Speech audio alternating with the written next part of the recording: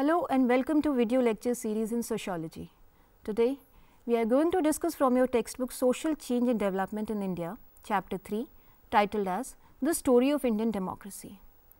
This chapter is about introduction of democracy in India, about Constituent Assembly, its central concerns and the history of making of constitution. Today we will discuss about Panchayati Raj system, that is democracy functioning at the grassroots level and the challenges of rural transformation.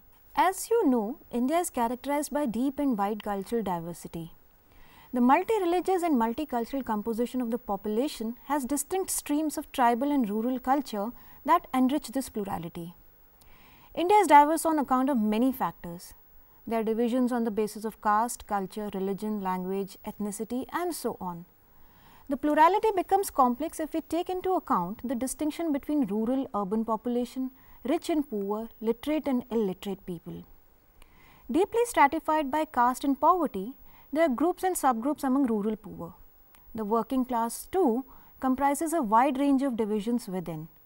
There is a well organized domestic business class, there is a professional class, there is a commercial class with varying degree of education and power at their disposal. Having competing interests, there is a struggle between these diverse groups for control over limited resources. Indian Constitution intends to ensure social justice as a guarantee to all the citizens. It is based on basic norm of social justice and equality. There are some basic objectives laid down in the Constitution to achieve these goals. The Constitution, through various authorities created and specified by it, ensures this justice and equality. Ensuring social justice means empowerment of the poor, marginalized, poverty alleviation, ending of caste-based discrimination and initiate positive steps to treat all social groups equally. The directive principle on village panchayat is an important step in the direction of ensuring social justice that was moved as an amendment in the Constituent Assembly. But in 1992, after a gap of 40 years of its proposal, it became a constitutional imperative through the 73rd Constitutional Amendment. Let us discuss what is Panchayati Raj. What are the features of panchayats and how does it ensure a functioning and vibrant democracy at the village or grassroots level? To begin with, Panchayati Raj literally means governance by 5 individuals. Panchayati Raj institutions, which are also expressed as PRI, are the grassroots units of self-government. They have been proclaimed as vehicle of socio-economic transformation in rural India. Effective and meaningful functioning of this body is dependent upon active involvement, contribution and participation of citizens, both males and females. Panchayati Raj is identified as institutional expression of democratic decentralization in India. The aim of every village being a republic and panchayats having power has been translated into reality with the introduction of 3-tier Panchayati Raj system to secure people's participation in rural reconstruction. In fact, the idea of grassroots democracy is not entirely new to India. Traditionally, there have been caste panchayats in villages, but they have usually represented dominant groups. Moreover, amid sharp inequalities on the basis of gender, caste and class, real democratic participation has always been hindered. Often dominated by certain sections of people, these panchayats usually represented ideas of the powerful and often have and continue to take decisions that go against democratic norms and procedures. When the constitution was being drafted, panchayats did not find a mention in it. Many people were surprised and disappointed by this fact. In fact, Mahatma Gandhi was a strong advocate of the concept of local governance. He envisaged each village as self-sufficient unit, conducting its own affairs and saw Gram Swarajya to be an ideal model to continue after independence. Dr. Bhimrao Ambedkar, drawing from his own experience from village, argued that local elites in upper caste were so well entrenched in society that local self-government means continuing exploitation of the downtrodden and Dalits. In 1992, by 73rd Constitutional Amendment, grassroots democracy or decentralization of governance was established. This act provided constitutional status to the Panchayati Raj institutions. This amendment prescribed a 3-tier system of local self-governance for the entire country. Since then, it is compulsory for local government bodies in rural and municipal areas to elect every 5-3 years. The Panchayati Raj structure is like a pyramid. Under three-tier system of democratic decentralization, Zilla Parishad is the apex body at the district level, followed by Panchayat Samitis at the block level as the second tier, and Gram Panchayats, the third tier, that is at the bottom of the pyramid, is Gram Sabha, the basic unit of democracy. Gram Sabha consists of the entire body of citizens in a village. It is a general body that elects the local government and charges it with specific responsibilities. What is Gram Sabha? The Gram Sabha enables every voter of the village to participate in decision making at local level. It is a constitutional body consisting of all persons registered in electoral rolls of a village panchayat. It provides a political forum to people in the village to meet and discuss their common problems and understand the needs and aspirations of the community. It also provides a forum to discuss, debate and analyze the development and administrative actions of the elected representatives and thereby ensure transparency and accountability in the functioning of village panchayat. Keeping in mind the basic norm of social justice, the 73rd and 74th amendment to the constitution ensured the reservation of 1/3 of total seats for women in the elected bodies in both the rural and urban areas. Out of this, 17% seats are reserved for women belonging to scheduled caste and scheduled tribes. This amendment is significant because it brought women into elected bodies for the first time, which gave them decision making powers. With 1/3 of seats in local bodies being reserved for women, the elections in 1993 and 94 brought 8 lakh women in the political process in a single election. This was indeed incredible and a major step towards empowerment of women. Let us discuss about the power and responsibilities of Panchayat. According to the Constitution of India, Panchayat should be given power and authority to function as institutions of self-government.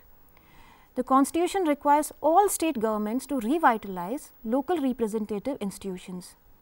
The Panchayat at the village level are required to prepare plans and schemes for, number 1, economic development. That includes to levy and collect taxes, duties, tolls and fees. Second, to promote schemes that will enhance social justice. Third, help in the devolution of governmental responsibilities, especially that of finance to the local authorities. The social welfare responsibilities of Panchayat include the maintenance of burial and burning grounds in village, recording statistics of birth and death, establishment of child welfare and maternity centers, family welfare, women and child development schemes. It would be interesting to know about the functioning area of Panchayat, which is quite diverse. It includes various activities such as agriculture, land reform, irrigation, small scale industries, khadi and cottage industries, rural housing, drinking water, construction of road, bridges, barns, or you can also call them as check dams, means of communication, rural electrification, poverty alleviation, education including primary, secondary, adult and non-formal, health and family welfare. The panchayats receive income or revenue from tax levied on property, land, revenue and rentals. They also receive grants from Zilla Panchayat. It is mandatory for panchayat offices to display breakup of funds and utilization of the financial aid received on boards outside their offices. This display is done to instill transparency in the process. It also means that people at the grassroots level have the right to information or know about the functioning of panchayat. General masses in village have right to examine allocation and utilization of money taken for developmental and welfare activities of the village. A functional variant of panchayat is Nyay Panchayat. As the name suggests, it is a system of dispute resolution at village level. Nyay Panchayats can be endowed with functions based on broad principles of natural justice and can tend to remain procedurally as simple as possible. Nyay Panchayats have been constituted in some states. They have authority to hear some petty civil and criminal cases. They can impose fines, but they cannot award a sentence. These village courts have often been successful in settling disputes between opposite parties. They have been particularly effective in punishing men harassing women for dowry and perpetuating violence against them. Apart from these panchayat types, many tribal areas have had a rich tradition of grassroots democratic functioning. Existing for over centuries, these political institutions were fairly well developed and functioned at village clan and state level. For example, all the three major ethnic tribal groups, the Khasis, Jayantis and the Garos in Meghalaya, have their own traditional political institutions. Though there is a long tradition of grassroots political institutions in Meghalaya, a large number of tribal areas lie outside the provisions of 73rd Amendment.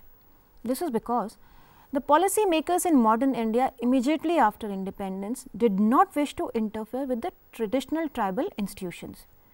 You may also relate this to fundamental principles regarding the state policy towards different communities and groups in India as stated by Pandit Nehru. What were these principles of the state policy? The first and the foremost was the tribal rights in the land and forest should be respected and their traditional art and culture should be encouraged.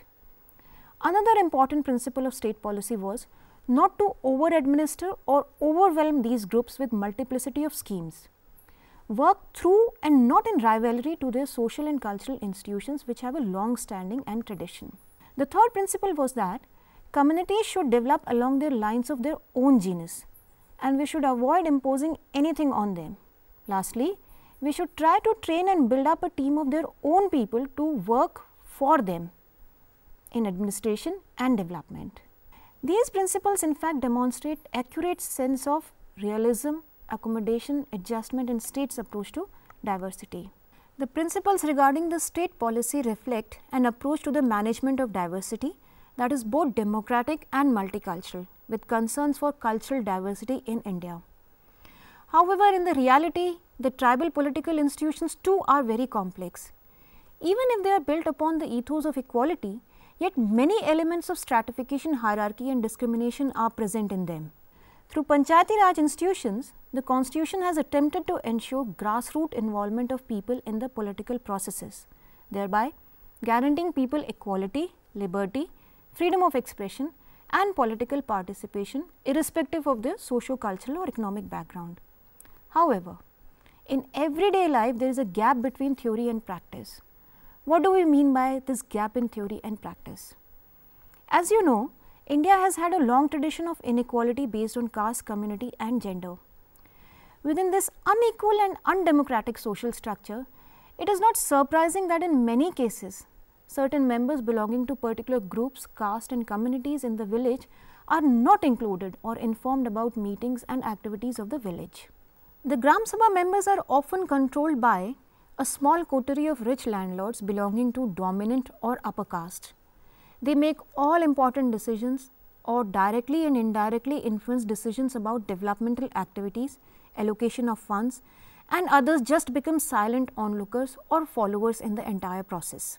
Democratic measures do not often work out in practice because groups resist change and influence the process. Thus, to conclude, we can say that from empowering people on one hand to perpetuation of hierarchy and inequality on the other, India has had a diverse experience with Panchayati Raj institutions. Let us summarize the points that we discussed today. We began our discussion on introduction of Panchayati Raj institutions in India. We discussed about 73rd Constitutional Amendment and establishment of Panchayati Raj system in India since 1992. We talked about 3 tiers of Panchayat, its roles and responsibilities, how Panchayats fulfill the constitutional guarantee of equality and justice, and how far they have been successful in achieving this goal. In the next part, we will discuss about the political parties and pressure groups. Till then, you can enjoy reading.